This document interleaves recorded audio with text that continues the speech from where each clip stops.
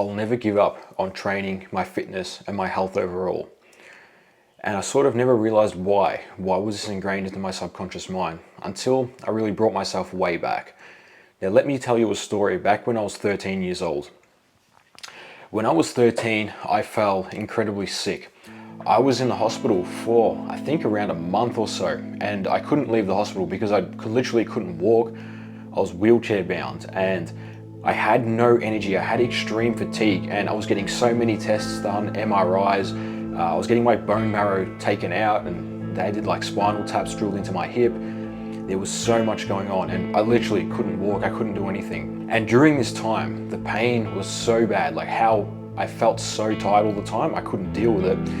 And I just was so over it. And all I could think of was, I remember being a kid and just running around, having so much energy, jumping around the playground and doing things like that. And either I wanted to go back to that or I wanted nothing anymore. Like it was that painful. It was really hard to deal with. But even at such a young age, like you think at 13, you don't really have the ability to comprehend, but you do.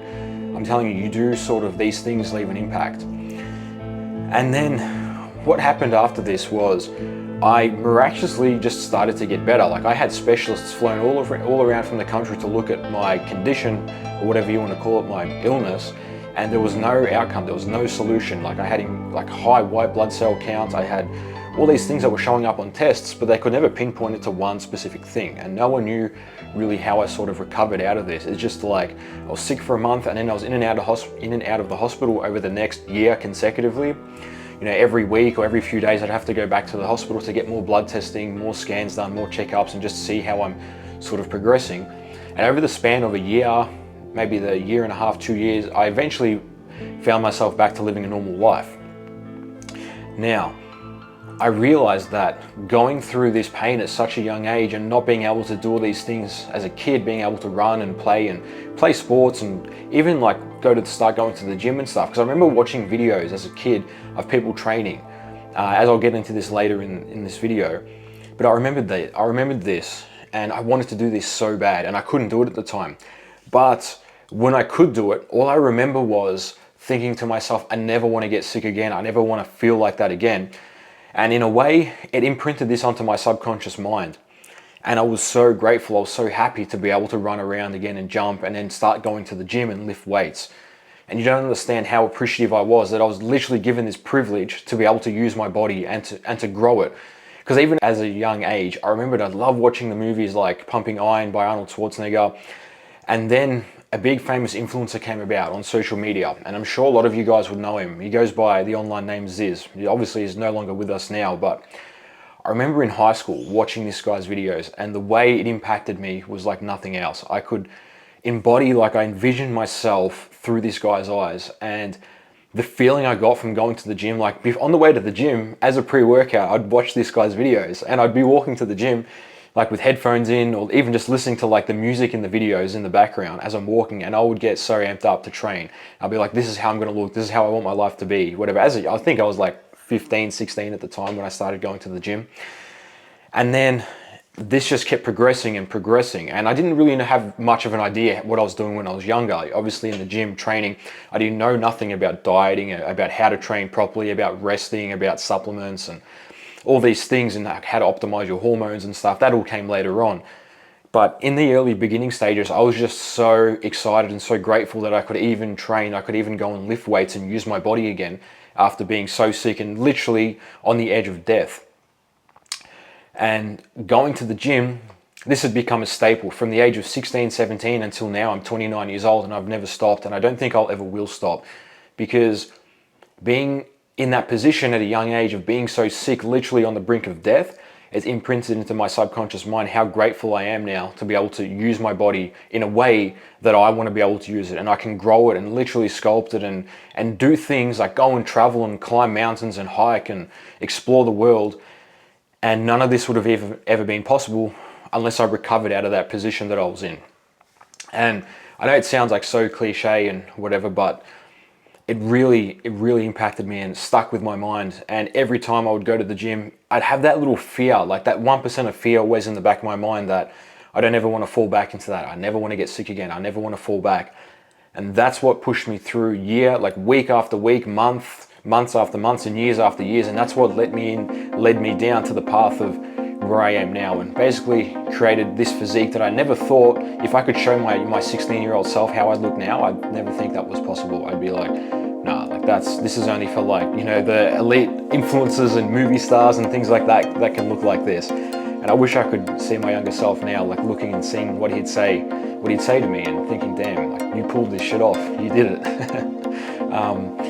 But yeah, it's just like, it goes deeper than just the aesthetic physique. You know, it's a thing that I was sort of afraid of growing up, never wanting to be sick. And I remember leaving, when I got out of hospital, I was so skinny and weak at the time. I weighed like, I think it was like 45 or 40 kilos or something, which is, I think it's like 80, 90 pounds, something like that roughly. And I was so skinny, I couldn't even move my body. And I remember everyone, like when I started going back to high school again, when I was good enough to go back to school, I remember the comments, like, it was like, oh man, you're so skinny, what happened to you? Like, you look like sick, what's going on? And I hated that. I hated being told I was skinny. I hated being told, oh, you know, maybe don't lift that by yourself, you're not strong enough, or do you need a hand with this? That's another pain that really triggered me, and that's what drove me even harder to progress with my physique, with my strength training and everything like that, because I couldn't stand it. Quite frankly, I just couldn't stand these comments. And I don't think these people meant it in a harsh way. They probably just said, oh man, you're skinny, what's going on? Like, why? Eat more and do this. And I don't think they meant it out of malice or anything like that. Maybe they did, I don't know. But it did stick with me. That's one of the things that really stuck into my subconscious mind and forced this transformation, forced this transition into who I've become today. And I realized that life does get better. And once you can undergo these changes, right? This is not to say that, you know, changing your physique is going to change your life. Well, essentially it will. It will. We can get to that. But it's more so the pain. You can use this pain to create your life. And I know people say, oh, like, let go of it. And yeah, it's one thing to let go of your pain, but you can use this as an incredible fuel, incredible source of energy to cultivate your life the way you want it to be. And once you get this life, use this power you've got now, use this power of influence and this authority, and I guess all the knowledge you have that you've gone along the way, help other people on this journey, bring other people up, because you'll experience how great life becomes and how good you can feel once you find the things you love doing and you do it day in, day out regardless. You have this driving force behind you that nothing will ever stop you, nothing will get in the way. And I want you to understand that when you get that feeling, that drive, instill it into other people, make other people feel that way too, bring them up. And this way we can literally change thousands, if not millions of people around the world to lead better, healthier lives and see who they can really be. But anyway, that's sort of my backstory. Then as I got into my late teens, early 20s, I continued to train more and more, and I'd be working long hour days, and like in a trade construction background doing electrical work, there'd be days where I'd do easily 10, 12 hour days, 6 days a week, sometimes 7 days a week. But you know what? There's a lot of people out there that make excuses that, I just worked a 10-hour shift. I don't have the energy to go and train.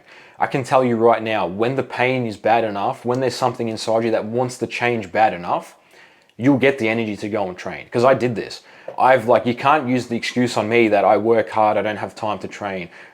I've been there, I've done it. You can't pull the wool over my eyes, because I've literally walked the path, and I've been in that situation. And then as I started to progress through my training journey, I noticed I get a lot more attention from people. People would start coming up and sort of complimenting me in the gym. And life would start to change, and I'd get this, I guess, newfound confidence in myself and thinking, damn, I pulled this off. What else can I do with my life? And then it always stuck in the back of my mind, though, that even still now to this day, when I got sick, I'd think I'd never want to be in that position again. I can't believe how sick I was, how weak I was, how I looked. That's something that's still a slight fear that I can never truly let go of. That's deep ingrained in the subconscious mind. But again, I use this as fuel to keep pushing forward, to never let go, never fall into the trap of bad habits and leading an unhealthy diet and becoming overweight and just being unhealthy in general.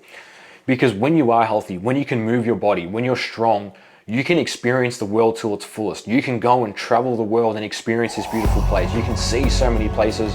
You can meet so many people. You have the physical, I guess the energy, the capability to go to there and explore.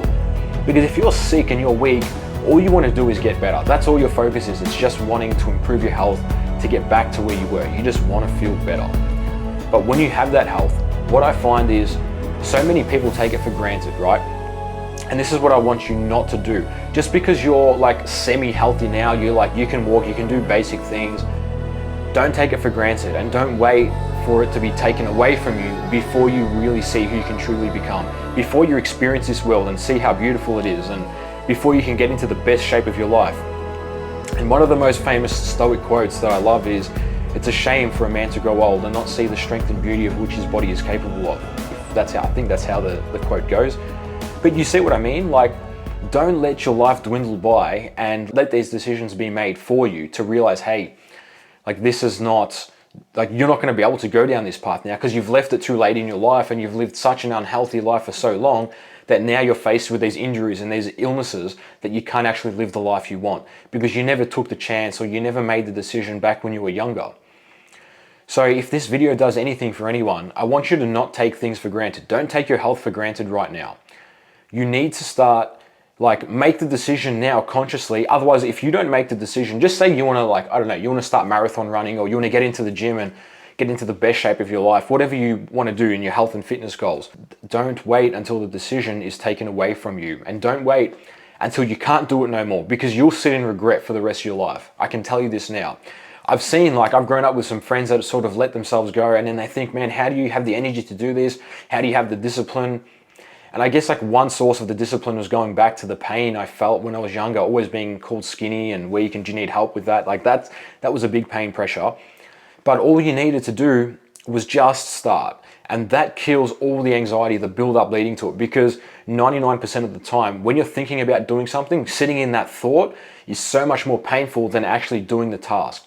And when you're sitting on the fence, you're sitting in indecision, that's leading to disintegration. You're actually going backwards by not deciding what you want to do. You don't want a transformation, you don't want to change your life, fine. Don't do it and move on and just stick with how your life is. But if you do want this change, if you want to transform your life, you want to get into the best shape, the best health, the best mental health of your life, then do it. Don't think about maybe I should do it no more, maybe I'll start next week, maybe I'll take this. Don't wait for the universe to force your hand and say, hey, you've taken too long to decide, now here's an injury, now here's an illness, now you can't do this no more. Don't sit on the fence and wait.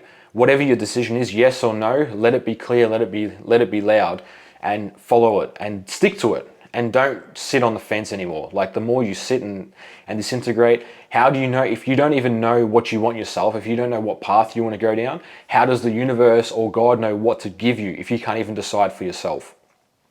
We have free will for a reason, right? And I truly believe this, that our free will is here. We can live the lives we want. And utilize it. Use your free will. Don't sit on the fence and let the universe decide things for you. You've been given the power, this beautiful gift of free will.